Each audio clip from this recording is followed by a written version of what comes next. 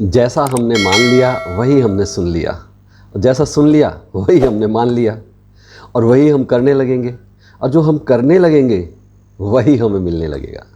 नमस्कार दोस्तों, कुछ कंफ्यूज तो नहीं हुए? और अगर हुए भी हो तो कोई बात नहीं, मैं आपका सारा कन्फ्यूज़न अभी दूर कर दूंगा कुछ देर में।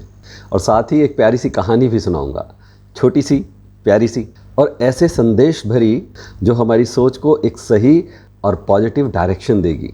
नए लोगों के लिए मेरा परिचय, मैं सर्टिफाइड लाइफ कोच और सक्सेसफुल होपोनोपोनो हीलर सरस कमल, और ये है संभव हीलिंग चैनल। आपके जीवन में सुख, शांति, प्रेम, अच्छे स्वास्थ्य, समृद्धि का प्रयास। हमारी ओर से लोगों के जीवन में मूल्य संवर्धन की, वैल्यू एडिशन की छोटी सी कोशिश। तो चलिए पहले कहानी ही सुना ली जाए, बाकी चर्चा बाद में। और हाँ, वीडियो पूरी देखिएगा, बहुत अच्छी, बहुत प्यारी बात, बहुत आसानी से समझ में आने वाली है। वीडियो को स्किप मत कीजिएगा। किसी तलैया में बहुत सारे मेंढक रहते थे। तलैया वो छोटा सा ताल जहाँ इकट्ठा हो जाता है, पानी गड्ढा होता है, धीरे धीरे पानी बरसात का इकट्ठा हो जाता है, उसे तलैया कहा जाता है। तो उस तलैया में बहुत सारे मेंढक रहते थे। छोटे मेंढक, बड़े मेंढक, पतले मेंढक, मोटे मेंढक, डरपोक मेंढक, दिलेर मेंढक, हंसने वाले मेंढक और रोंदू रोने वाले मेंढक, यानी मेंढकों की पूरी दुनिया थी।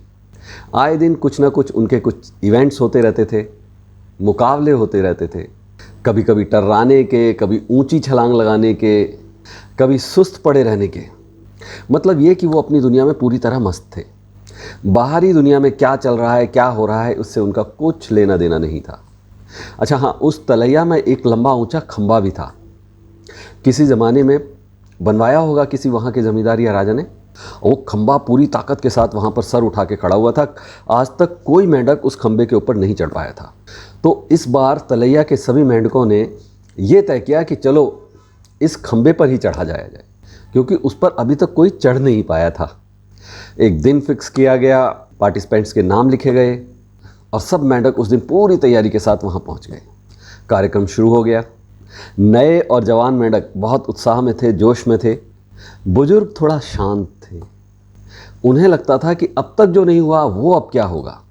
और बुजुर्गों ने तो समझाया भी था, अरे छोड़ो इस खंबे पर चढ़ने की बात, बजाय उस पर चढ़ने के टर्राने का संगीतमय कार्यक्रम रखा जाए, देखें कौन ज़्यादा देर तक लगातार टर्राता है। लेकिन नई पीढ़ी के आगे पुरानी पीढ़ी की एक नहीं चली।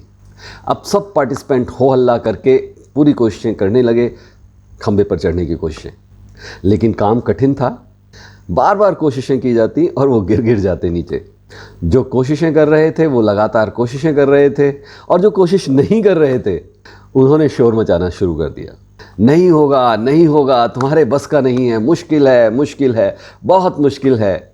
तो चढ़ना गिरना बस यही होता रहा काफ़ी देर तक, और वहाँ तमाम मेंढकों का शोर भी चलता रहा कि नहीं होगा, नहीं होगा, मुश्किल है, नहीं होगा। मेंढक चिल्लाते रहे।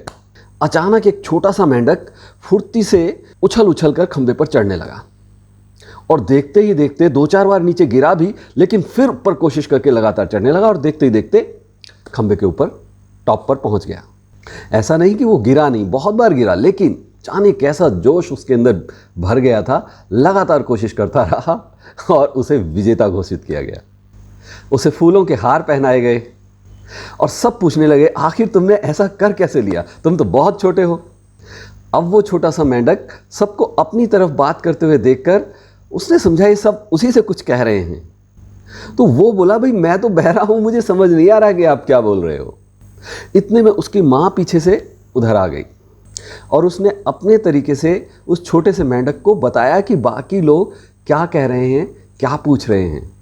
तब वो छोटू मेंढक बोला, मैं तो कोशिश कर रहा था, तो मुझे लगा कि बाकी सारे के सारे लोग मुझे कह रहे हैं कि तुम कर सकते हो, तुम कर सकते हो, बड़ा जोश दिला रहे थे, और मुझे भी जोश आ गया।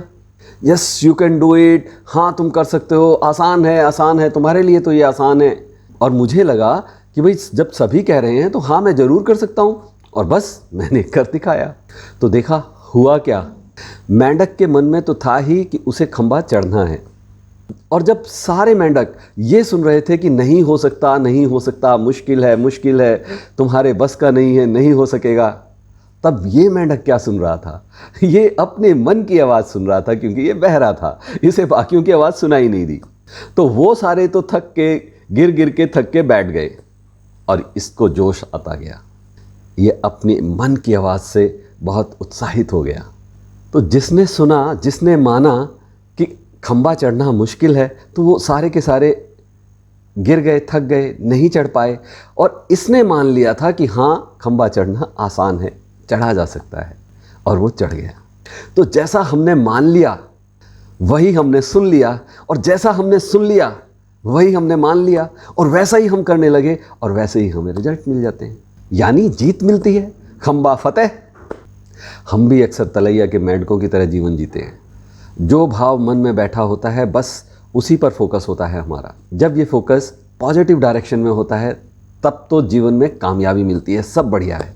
वरना आप सबको पता है, जब हम सोच के बैठे हों कि दुनिया बुरी है, सब बुरे हैं, अब कुछ नहीं हो सकता, यकीन मानो तब कुछ भी नहीं होगा। हम इस नेगेटिविटी के मकड़ जाल से बाहर नहीं निकल सकते। दरअसल जो विचार हमने बना रखे होते हैं उसके अलावा कुछ और हम सुनना भी नहीं चाहते। बस अफसोस की बात यह है कि इंसानी सोच किसी भी मसले पर, किसी भी बात में पहले नेगेटिव या उसके बुरे पक्ष को ही देखती है। इस छोटी सी बात को ऐसे समझ लीजिए कि मान लीजिए परिवार का कोई सदस्य रोज रात को 8 बजे घर आ जाता है और एक दिन किसी वजह से 9 बजे या 10 बजे तक नहीं आया।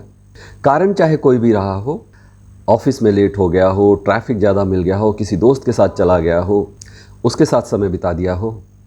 ऐसे में क्या होता है, घर के सारे लोग परेशान हो जाते हैं या नहीं, और कैसे कैसे ख्याल मन में आने लगते हैं, सारे नेगेटिव। और कहीं गलती से उसका फ़ोन भी ना मिले या फ़ोन का वो रिस्पॉन्स ना करे तब तो समझो बस। इसे और आसानी से समझाता हूँ। हमने किसी को फ़ोन किया और उसने नहीं उठाया, दोबारा किया, फिर किया और उसने फिर नहीं उठाया। अब आप सोचिए कि आपके मन में क्या क्या ख्याल आते हैं, किस तरह के ख्याल आते हैं। आपका कोई प्रिय है, अपना है, तो आपके मन में चिंता, डर, डाउट, ये तमाम इस तरह के नेगेटिव ख्याल आ जाएंगे। और कोई ऐसा है जिससे आपको काम है और उसने फ़ोन नहीं उठाया, तो आपके मन में गुस्सा, तनाव, स्ट्रेस, ये सारी चीज़ें आने लगेंगी। यानी तमाम नेगेटिव ख्याल। यही है इंसानी सोच का तरीका, है ना। तो ये कहानी सुनाने का मतलब और इन सारी बातों का मतलब बस इतना है कि जब भी हम अपना गोल या कोई टारगेट तय करें तो उस पर लगातार काम करें। बहुत सारे लोग हमें डिमोटिवेट करेंगे, परिस्थितियां कुछ इस तरह की बन जाएंगी कि आप आगे ना बढ़ पाएं, पीछे की तरफ खींचेंगी परिस्थितियां भी।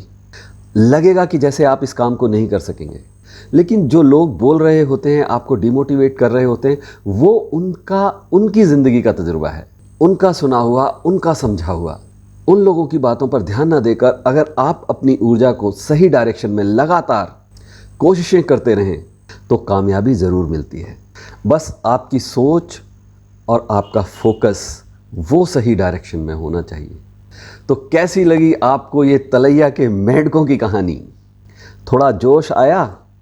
अपने फोकस को सही डायरेक्शन देने पर काम कीजिएगा। फोकस सही तो जीवन सही। वीडियो अगर पसंद आई हो तो लाइक कीजिएगा, कमेंट करके बताइएगा। बताएं क्या आप इससे अपने आप को कनेक्ट कर पाए, और हाँ, क्या आपने कभी आलोचना करने वालों की बातों पर ध्यान ना देकर अपने पॉजिटिव डायरेक्शन में पॉजिटिव काम को लगातार किया है? वीडियो को कम से कम अपने 3 साथियों के साथ शेयर ज़रूर कीजिएगा। मैं लोगों को उनके सपने और उनकी उम्मीदों को पूरा होने के तरीके सिखाता हूँ। आपको भी अपना सपना पूरा करना है तो हमारे व्हाट्सएप ग्रुप से जुड़ें। डिस्क्रिप्शन बॉक्स में व्हाट्सएप ग्रुप का लिंक है। बहुत जल्द फिर मिलेंगे एक और थॉटफुल यूज़फुल वीडियो के साथ। तब तक कीप प्रैक्टिसिंग, अभ्यास करते रहें, अच्छा सोचें, अच्छा बोलें, अच्छा करते रहें। नमस्कार।